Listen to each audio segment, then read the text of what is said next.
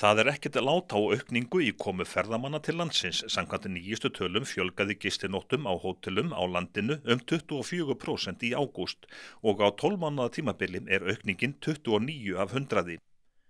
Íslendingar eru nú að sjá með áberandi hætti að ferðamannatímabilið að lengjast. Aukningin var mikil síðasta vor og sömu sögu að segja nú í haust. Framkvæmdastjóri Akureyrarstofu segir að norðlensk ferðaþjónustufyrirtæki verði mjög vör við þessa þróun. Já, við sjáum ekki betur en að það sé að gerast og leið eru nýtingatölurnar fyrir hótelherbergin að lagast. Það sem við sáum fram að þessu ári, tölur frá ef ég man rétt 2011 og út 2015, að þá stóð nýtingarhlutfallið í raun og veru alltaf í stað. Við sáum að hótelherbergjum fjölgaði, ferðamönnum fjölgaði, en útkoma var samt alltaf svo sama að nýtingarhlutfallið að minnsta kosti á hótelum hér á Akureyri var 40% ár eftir ár eftir ár. Við getum sagt að það hafi verið slæmar fréttir en það voru líka góða fréttir. Góða fréttir vegna þess að við höfðum áfram svigrúm, við vorum að fjölga hótelherbergjum. Slæma fréttir að það ekki gott að reka hótel á 40% nýtingarhlutfalli ár eftir ár. En kannski það að gerast núna sem að við höfum verið að bíða eftir að aðilar í ferðaþjónustu séu að sjá tækifærin utan Suðvesturhornsins og Suðurlands. Þegar maður gengur götur Akureyrarbæjar þessa dagana þá veitum maður því eftirtekt að Asíubúar eru til dæmis þó nokkuð algengir. Já, og við höfum séð að þetta minnst kosti annað ári í röð sem við sjáum svona ákveðna bylgju af ferðamönnum frá Asíu og við vitum það til dæmis í Kína þá það svona eitt af 3 aðalstöðutáknum sístækkandi millistéttar þar að ferðast. Og að geta sagt frá ferðalögum sínum heiminn. Hinn 2 stöðutáknin eru bíll og fleiri en 1 barn, mér sagt að minnsta kosti.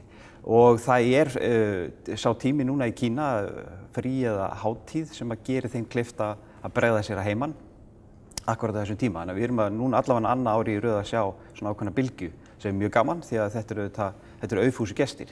Þeir eru að koma á tíma sem annars væri fremur rólegur hjá okkur.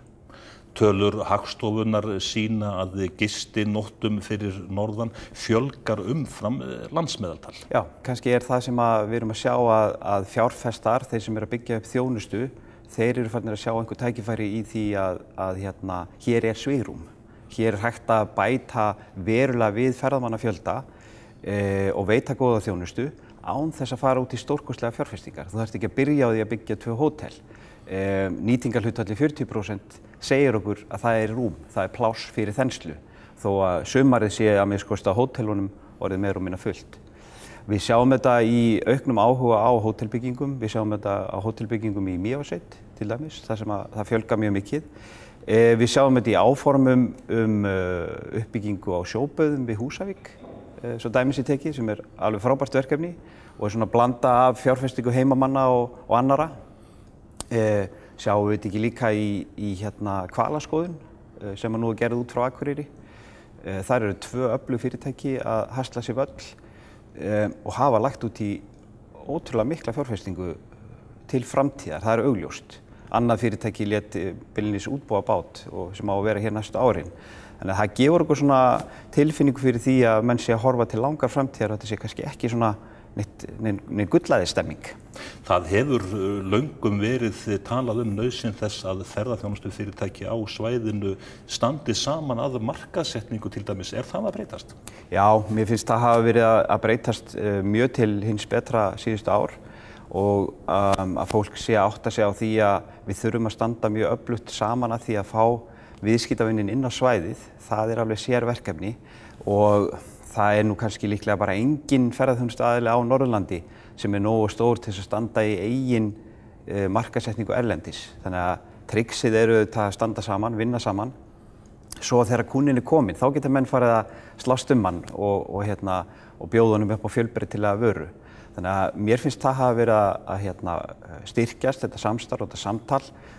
Núna stendur yfir í Reykjavík Vest-Norden ferðakaupstefnan og ég veit að þar eru einir 26 ferðaþjónustuaðilar af öllu Norðurlandi á sama svæði að selja í raun og veru svæði sem heild og hafandi verið á slíkri ferðakaupstefnu þá veit ég hvað mikill styrkleiki í því að ef þú situr á þínu bás og ert að kynna svæðið, að kynna einhverja afmarkaða vöru, að geta þá bent og sagt, heyrðu þarna hinum megin við ganginn, þar þarna sá aðili sem að selja bílaleigubílana eða skilurðu. Þannig að þetta algjör lykill að því að ná árangri, að birta sem sterk heild sem áhugaverður áfangastaður. Flugfélag Íslands tilkynnti í vikunni að það yrði frá og með byrjun næsta árs að þá yrði flogið á milli Keflavíkur og Akureyrar. Hvað þýðir þetta? Ég hjó eftir því að forstjóri Flugfélags Íslands, hann nefndi sérstaklega þegar hann var spurður út í hugmyndin á bakvið þetta, að þá nefndi hann sérstaklega þetta atriði að veturinn vannýttur. Og þetta hefur verið reynt yfir sumartíman í svona ýmsum myndum, gjarnan bara tengt þá flugi Flugfélags Icelandair til og frá landinu og þú þurftir þá að vera bókað alla leið, en núna verður þetta opnara því mér skilst.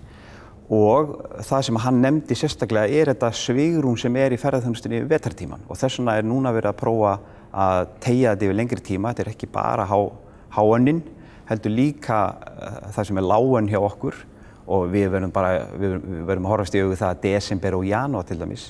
Þetta náttúrulega nánast alveg dauður tími þegar við verðum að hugsa erlenda ferðamenn. Það ennþá þannig.